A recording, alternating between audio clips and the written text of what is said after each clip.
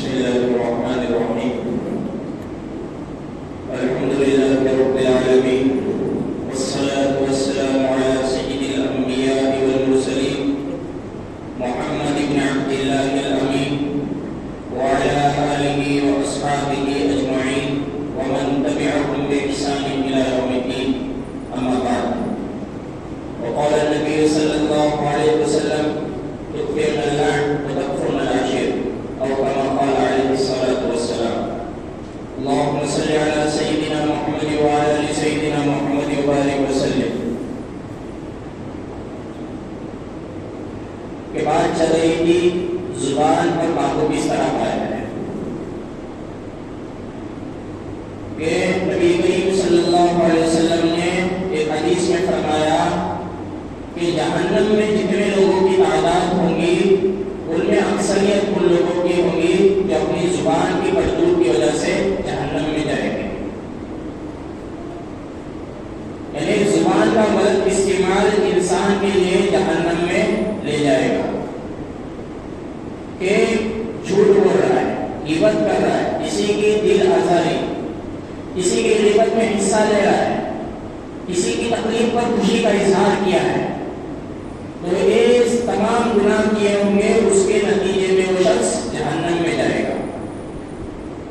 اس لیے نبی کریم صلی اللہ علیہ وسلم نے فرمایا اکثریت ان لوگوں کی ہوں گی جو اپنی زبان کی کرتوت کی وجہ سے جہنم میں جائے گا. یہ جو زبان اللہ تعالیٰ نے دی ہے اس کو صحیح استعمال کرو، اس کو قابو میں رکھو، بے قابو مت چھوڑو. اس لیے فرمایا اس زبان سے یا تو صحیح بات بولو ورنہ خاموش رہو. کہ انسان زیادہ کلام کرے گا تو انسان گناہ میں مبتلا ہو جائے گا. کہ اس زبان کو قابو میں رکھنا چاہیے. اس لیے فرمایا فضول بات کرنے سے اچھا ہے اس سے 1000 درجے خاموشی بہتر ہے کہ انسان زبان سے کوئی غلط بات نہ نکالے. اسی وجہ سے کثرت کلام سے منع فرمایا گیا کہ انسان جتنا زیادہ بولے گا اتنا گناہ میں مبتلا ہو جائے گا، اس کی زبان قابو میں نہیں رہے گی. اور جتنا کم بولے گا، ضرورت کے مطابق بولے گا تو زبان پر قابو پانا بہت آسان ہو جائے گا. اس لیے بزرگ نے فرمایا کہ پہلے بات کو تولو پھر بولو. جب بات کو تول کر بولو گے تو زبان کو قابو کرنا بہت آسان ہو جائے گا. کہ ہم جو بات کریں وہ بہت آسانی سے تول کر کہ اس میں دیکھیں کہ کہیں اس میں اللہ تعالیٰ ناراض نہ ہو جائے. اگر دنیا ناراض ہو گئی اور رب راضی ہو گیا تو ہمارا کام بن گیا. لیکن رب ناراض ہو گیا اور دنیا راضی ہو گئی تو ہمارا کام نہیں بنا. اصل مقصد آخرت ہے کہ ہماری آخرت سنور جائے. کہ حضرت ابوبکر صدیق رضی اللہ عنہ وقت کے خلیفہ ہے کہ انبیاء علیہ السلام کے بعد سب سے افضل ترین انسان ہے. کہ ایک مرتبہ اپنی زبان کو پکڑ کر بیٹھے ہوئے تھے اور اس کو مروڑ رہے تھے. لوگوں نے پوچھا یہ اللہ کے خلیفہ آپ اس طرح کیوں کر رہے ہیں؟ تو حضرت ابوبکر صدیق رضی اللہ عنہ نے فرمایا وقت کے خلیفہ ہے لیکن فرمایا اس زبان نے مجھے ہلاکت میں ڈال دیا. اسی زبان نے مجھے ہلاکت میں ڈال دیا، اس لیے میں اس کو قابو کرنے کی کوشش کر رہا ہوں. بعض روایتوں میں آتا ہے کہ اپنے منہ میں کنکر ڈالے بیٹھے تھے کہ بلا ضرورت زبان سے کوئی بات نہ نکلے. یہ زبان یا تو انسان کو جنت کا مستحق بناتی ہے یا جہنم کا مستحق. کہ اس کو قابو کرنے کا آسان طریقہ یہ ہے کہ انسان کثرت کلام سے پرہیز کرے، بلا ضرورت بات نہ کرے. اسی زبان کے غلط استعمال کی ہمارے یہاں ایک وبا چل رہی ہے، پورے معاشرے میں ایک وبا. کہ ہم دوستوں کو بلاتے ہیں، آپ گپ شپ کرتے ہیں، نہ جانے اس گپ شپ میں جھوٹ بھی بولا جا رہا ہے، غیبت بھی کی جا رہی ہے، کسی کی برائیاں بھی کی جا رہی ہے، کسی کی نقل بھی اتاری جا رہی ہے. یہ ہمارا ایک مجموعہ جمع کرنا نہ جانے کتنے گناہوں کا مستحق بن جاتا ہے. کہ ہم راتوں میں بلاتے ہیں، باتیں کرتے بیٹھتے ہیں، لیکن اس میں ہم جھوٹ بھی بولتے ہیں، نہ جانے اور کیسے کیسے کام کرتے ہیں. تو اس سے ہمیں پرہیز کرنا چاہیے. اس کی اہمیت ہمارے دلوں میں کب پیدا ہوگی؟ زبان کی حفاظت کی، جب ہم اپنے دل میں جذبہ کریں کہ نہیں، ہمیں زبان سے اس وقت تک کلام نہیں کرنا ہے جو ہمارے ضرورت کا کلام نہ ہو.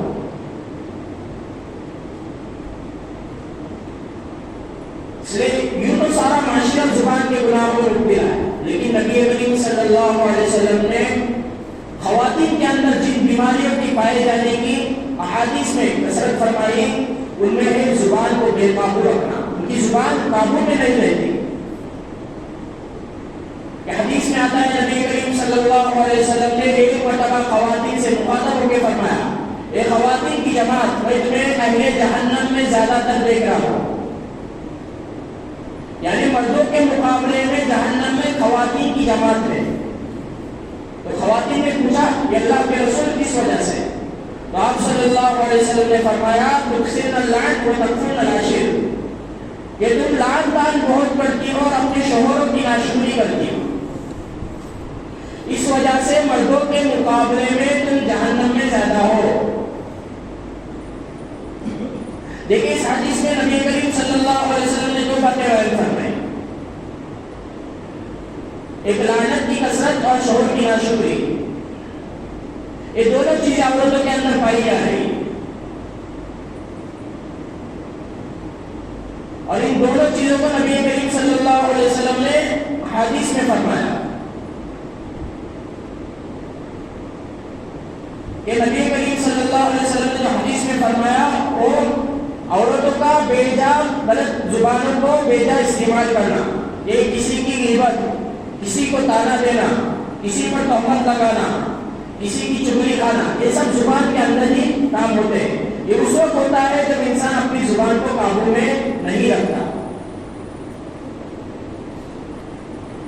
اگر اپنی زبان کو قابو میں کرے گا یہ تمام چیزیں نہیں ہوگی. یہ کس وقت ہوگا؟ جب ہم پکا عزم کر لیں کہ انسان سوچتا ہے گناہ نہیں کروں گا، لیکن گناہ ہو جاتا ہے، لیکن پھر بھی اپنے رب سے معافی مانگ لیتا ہے تو اللہ تبارک و تعالیٰ معاف کر دیتے ہیں. کہ اللہ تبارک و تعالیٰ 70 ماہوں سے زیادہ محبت کرنے والے، کہ ایک دفعہ انسان یہ تو ہوتا ہے انسان ایک کھلے عام گناہ کرتا ہے اور ایک چپکے سے کرتا ہے، لیکن وہ اس کا اور اس کے رب کا معاملہ ہوتا ہے. لیکن وہ دل میں سچی توبہ کر لیتا ہے تو اللہ تبارک و تعالیٰ اسے معاف فرما دیتا ہے. لیکن ایک کھلے عام گناہ کرتا ہے، یہ تمام لوگ دیکھ رہے ہیں، پھر بھی اگر وہ اللہ تبارک و تعالیٰ سے معافی طلب کرتا ہے تو اللہ تبارک و تعالیٰ اسے معاف کر دیتے ہیں. کہ حضرت عقبہ بن عامر رضی اللہ عنہ فرماتے ہیں کہ میں نے رسول اللہ صلی اللہ علیہ وسلم سے پوچھا کہ اللہ کے رسول، نجات کا کوئی طریقہ ہے کہ آخرت میں عذاب جہنم سے اللہ تبارک و تعالیٰ محفوظ فرمائیں گے اور اپنی رضامندی عطا فرمائیں گے اور جنت میں داخلہ نصیب فرمائیں گے؟ تو نبی کریم صلی اللہ علیہ وسلم نے 3 جملے ارشاد فرمائے. اس میں پہلا جملہ ارشاد فرمایا، اپنی زبان کو قابو میں رکھو، اس کو بے قابو مت چھوڑو.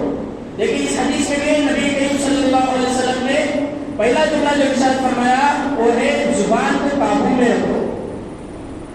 اگر زبان قابو میں نہیں رہے گی تو تم بچ نہیں سکتے. اور دوسرا جملہ یہ ارشاد فرمایا، تمہارے لیے تمہارا گھر کافی ہے، یعنی اپنا زیادہ تر وقت گھروں میں گزارو. یہ کس وجہ سے فرمایا؟ اگر تم بلا ضرورت گھر سے باہر جاؤ گے تو باہر جو فتنے چل رہے ہیں اس کے اندر تم مبتلا ہو جاؤ گے. مثلا ہم کہیں پہ چلے گئے اور کسی کی قیمت ہو رہی تھی اور ہم اس میں شامل ہو گئے، گناہ ہو گیا. اس لیے نبی کریم صلی اللہ علیہ وسلم نے فرمایا، ضرورت کے تحت گھر سے باہر نکلو، بلا ضرورت گھر سے باہر مت نکلو.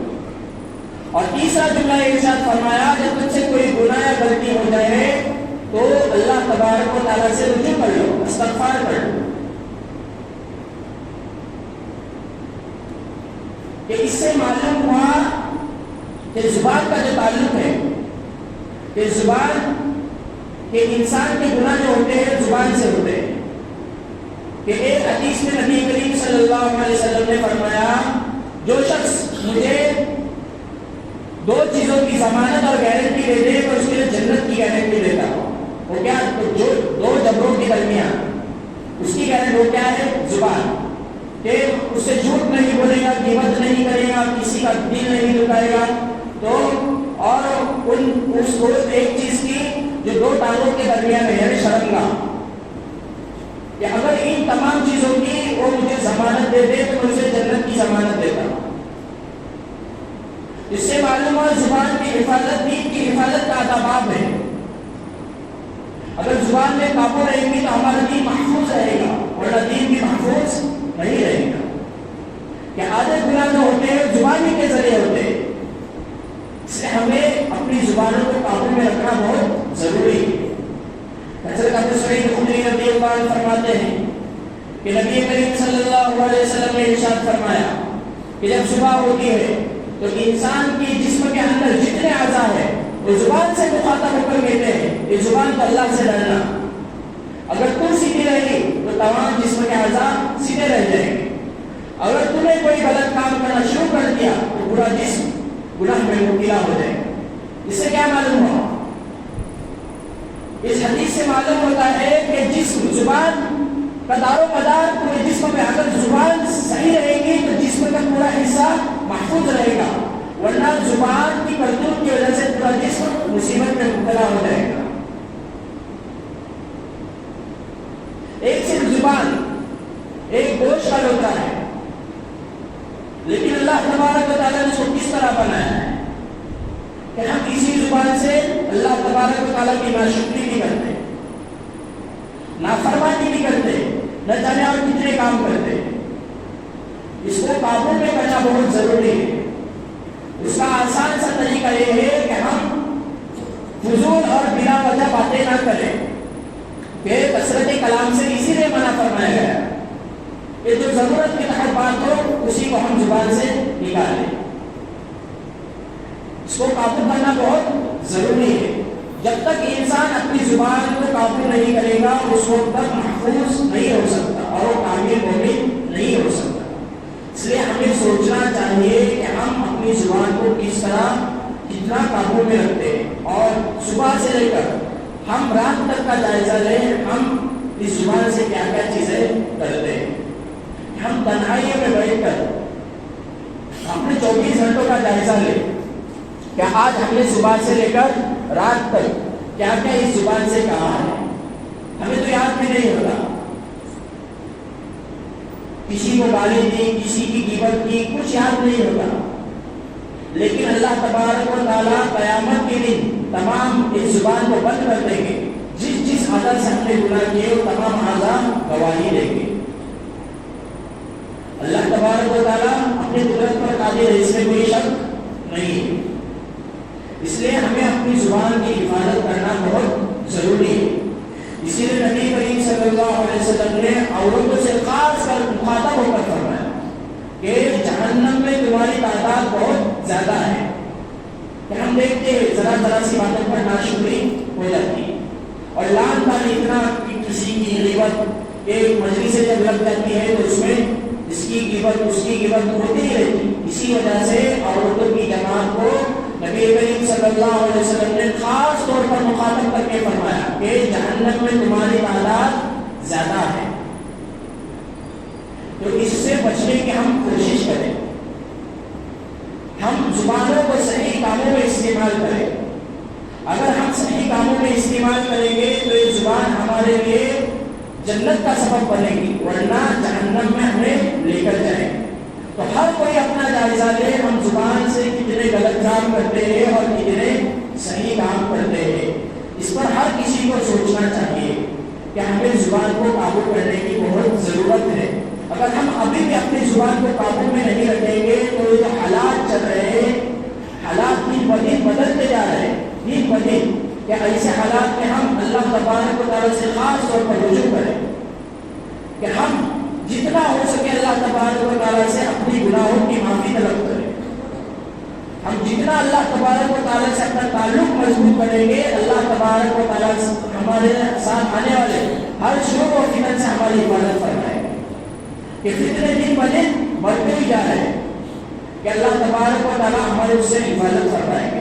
اس لیے ہم اپنی زبانوں کا حفاظت کرنے کی کوشش کریں. یہ آدمی زبان کا حفاظت اس وقت تک نہیں کر سکتا جب تک اپنے دل میں اس کا پختہ ارادہ نہ کر لے کہ اللہ تبارک و تعالیٰ ہمیں اپنی زبانوں کی حفاظت کرنے کی توفیق عطا فرمائے. وآخر